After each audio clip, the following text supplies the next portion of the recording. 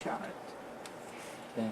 In my chart, of course, because I don't know the hour when I was born, there is a major, not mistake, but there is something that is not my time. See, the ninth house is empty. If I relate, because I am 66, I can look at the past, to my history. When I was young, I got out of my country where I was born. I say my country, although my parents came from Germany. But I was born in Argentina. So my life was house number 9, far away. I had to learn to speak languages, to deal with foreigners. Right. And that was Oh, me. ninth house matters. Exactly. So Yeah. my ninth house here looks a little bit empty. Yeah. What yeah. do you say about this? It's because of the time? Well, it's possible that if you were born, okay, if you were born a little later, even an hour later, all these planets would be in the ninth house, not the 10th. Ah, okay. You see what I mean? So here we go. So you got to remember that, these are, it's 2.5 hours for the sun to move through a house rather, okay, 2.5 hours. If there's 12 houses and it takes 2 hours to go through a sign, I said 2.5. If it takes 2 hours to go through a house and there's 12 houses, how long is a day? 24 hours. So every 2 hours we can change. The It's sun's major. moving through into a new house. Okay. So if you're born, in this case, you're born at 11:30. If you were born at, let's see, it's 23 Leo, so it's almost it would have to go almost 2 hours different. So, probably if you were a 1:30 birth instead of a 11:30 a.m., all this would move over to the 12th, which would be very fitting in some respects. I'll tell you why. Because the 10th house is much more is career. It's It's a very ambitious personality, which I don't fit very well. Yeah, and I'm ambitious in a very practical way. Yeah. My ambition is about knowledge, so I fit in the 9. Now I will think tell you so. something that it's not there neither, but it's okay. I did the first in my life study in philosophy, Egyptology. Really? Yes. Wow. I did it. That was the first thing that I had to go through, and this is why they named Queen Isis, because I felt when I was at the Nilus visiting all these temples that I belonged to this culture. So this is the first that I did. Years later, with a lot of difficulties, because I was working at that time, I had two little girls, I entered the School of Psychology. Ninth house again, all that stuff. Again, 9th house. Yeah.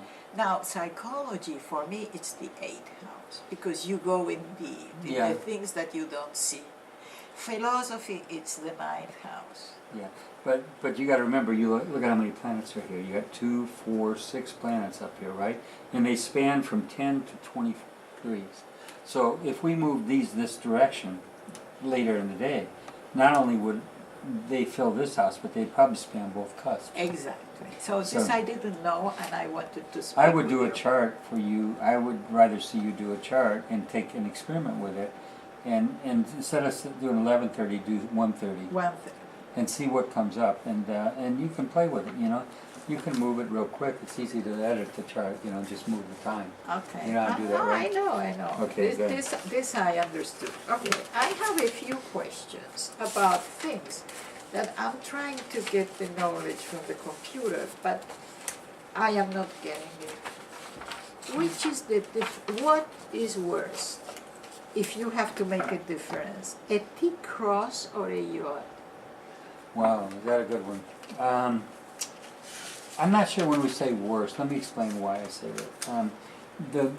The T crosses and the squares are considered to be very action-oriented energies that cause you to grow, force you to grow. They're crucified.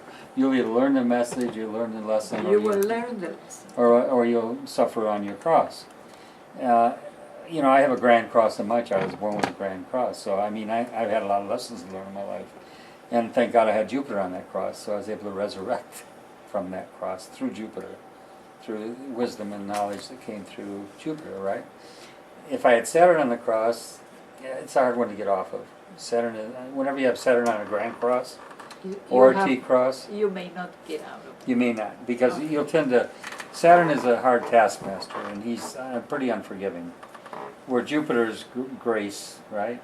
You know, and it seems when I look at my whole life, it's been the greater the trials I have, the more I seem to be blessed. You know what I mean? I seem to come out of it. Okay, it's uncanny. It goes on all the time. My wife and I were just the other day were saying, how can this be this car deal? How could this be pulled off? You know, I mean, we weren't going there to get a car. We thought I'd go in and listen to what he had to say. And he puts us in a car without interest, gives me $23,500, basically says it's yours. Just pay the payments on a monthly. You know, with worst credit in the world, that guy. How is this? But like Elena said, you know, it's like, you know. There's a star around you. Yeah, something's looking out for us, you know. And that's why I want to bring you into him, because you know I think he can do the same for you. If he can do it, he will. He's the kind of guy he is, you know. He even gave me a detail for my car. I said, I hate to push my luck, but can you give me a detail for my other car? Really, they're $100 for a good detail, yeah. He says, come in, I've got it for you on my desk, you know. So That's nice. He's a nice. That's nice. You'll like him. He's like I said, you know, just don't get too close to his breath. The cigarette smoker. Okay. So to me, it's just hard for me. So, anyway, what about you spoke about the yod in the last okay, class. back to the yod. We talked about the T. What is the funnel? I read the funnel in the yod. Yeah, the thing, to me a yod it's called the finger of God. Yeah. And, you know, it's kind of ill-fated if you use that word, in that it's inescapable almost. Whereas the cross, you can resurrect from the cross pretty well. The yod seems to be very fatalistic, and it very often is associated with death and sickness. Okay, now is that when you're working with a client, you have to be generally careful about this, because if you plant that seed, you're going to create even worse problems. You know that. I would speak about it. I know you would. So what I'm saying is though, but you see it and you know, and I did the chart for this gentleman that died's mother prior to his death, and it was hard for me to do the chart because the mom's sitting here, and she knew in her heart that it was coming to an end. But you know, I think we have to. Yods are very fatalistic. They have the reason they have a 6th and an 8th house meaning, as I showed you, is because that's their angle they're making. You know, from one point here to an opposition would be the 7th house, right? That's opposed. Yeah. From the ascendant, I'm talking about. If you went 150 degrees, you get the 6th house cusp. If you go this way to get the other part of the yod, it's the 8th house cusp. See what I'm saying? So it has that inclination, it has that significance that it brings very often death and sickness. Does it mean it's inevitable? It seems for some reason to be more fatalistic than other aspects. Okay. I change subject. When I'm going to look at the chart, the program software is asking me if I want a B wheel or a T wheel. Bi-wheel or T-wheel? Bi-wheel or T-wheel. Why don't we get on the computer and let me show you how to use that.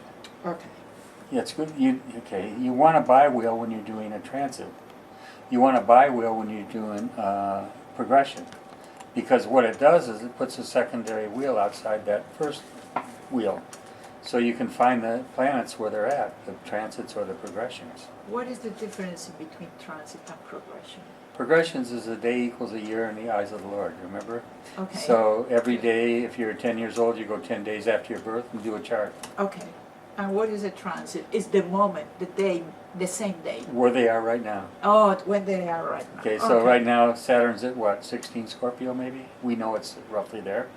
So every day we go into that chart and we look, we're going to see that position as it moves through the heavens right now. Okay, very good.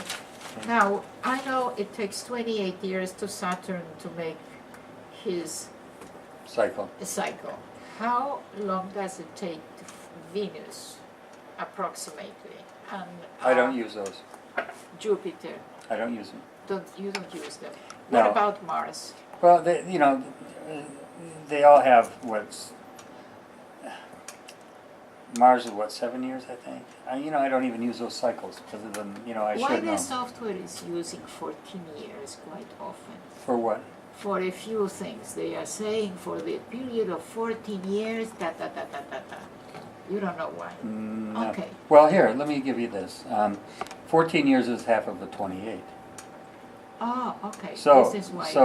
for example, if you have, there's something called Saturn chasing the moon, and that is your progressed moon takes 28 years roughly to go through your chart, around the chart. Let's say in my case, for example, make a cross. Yes. Okay. I have my moon. Let's just should put my moon over here. Got Venus over here. Venus. Yeah, and I got Jupiter down here, and I've got Saturn up here. No, Neptune. I'm sorry, Neptune. Okay, good. So that's a cross. Okay. Now, this takes 28 years to come back to its by Yes. progression, right? Yes. Saturn takes how long? 28 years. Okay. If you were born, this is good for you to know, because you can really be accurate in some things you do with your clients. Once you've drawn their chart, and you draw it, and you say, you look at the chart, and you say Saturn. I want Saturn there instead of Jupiter. Cross that out. Cross that out. Cross that Jupiter out. I'm going to put Saturn down there. Now Saturn's on the cross, right? Saturn's on the cross with the moon. It could be on any one of those points, over here, over here. If transit Saturn moves 28 years, transit, the where it's at really in the heavens right now, if it takes 28 years for it to go through that chart, around that circle, and it takes the progressed moon, which is a day equals a year in the eyes of the Lord, if it takes it 28 years to go around that chart, it's called Saturn chasing the moon. What does that mean? They're always in square to each other wherever they're at. You see it? Okay. So, you don't want to be born with that, because it means you've got really something going on all the time in that chart. And when it hits these points, bam, bam, bam, these progressions and these Saturns, let's say, because they're all moving together, Saturn and Moon, when they hit those cross points, that's every 7 years, right? Because Yes. 4 times 7 is what, Yeah. right? Or 14 years, which is another. Twice 7. Good. So, have you ever heard the thing? People say, you're going to have 7 years bad luck. You ever heard that? Of course. Where do you yeah. think it came from? Right there. Well, the biorhythm of our body has a lot of sevens inside Yeah. too. Okay, sweetheart. But that's kind of a bad thing to be born under in a way. I say bad and good. I don't use those words very often, Okay. but what it means is that you're going to have some hard emotional lessons in your life, and you're going to have some real emotional tasks to deal with, because Saturn is a taskmaster. Okay. And he also is, if you can use Saturn, Saturn is a stern teacher, so it can be a very stern parent also, because when you have that square in opposition, because Saturn is the father in the strictest form of the word. It's meaning you better do as I tell you. I got the rules set down. This is what you're going to do. You better make your bed in the morning. You better, polish your exactly. shoes. You see, that's Saturn. The dictator is there. There, that's the Saturn. So if you have a Saturn moon on a cross, it means that the mother and father very often in your life are a major cross for you to bear as well. Okay. Now, very often the father will be oppressive, maybe to the mother as well as the child. Exactly. You see? When they are dictators, they are for everybody. Yeah. Okay, how do I get in the software new moon and progress more? New moons, I give you a list of those every. I can make that for you. You use an ephemeris is what you use. I don't But know. why the software is not giving me? You know why they Well, don't give I this actually have information? software that I have, Oh, you have. which can do it, and I go progressively to the next new moon, backwards and forwards. It's expensive software, and it's by a guy that I don't like very well. I helped him create the program when I lived in Boston, And he turned out, I suggested and asked him to do it a certain way, and he did. But he was not too proper with my wife. I kicked him out of my house, so don't have to come on my property again. Didn't want anything to do with the guy. But anyway, and he also stole a lot of my information, I found out later, and started teaching at, he got a job working with, I think it's American Astrology Association or something in Phoenix. He got a job and he started using my techniques to teach, whatever. So, but he had the perfect program for it. I still have it. It's a great program because what I'll be teaching over this next 5 weeks will be using that program to show how accurate it works. Remember, I had all those circles up there, the outer circles, and I had arrows pointing to certain things. That's the program that I used. It's a nice one. Anyway, you don't need that though. Let me show you. I'm going to teach you something. Please come over here. We're going to do something real quick. Okay. You want to maybe... Give me a break just a moment.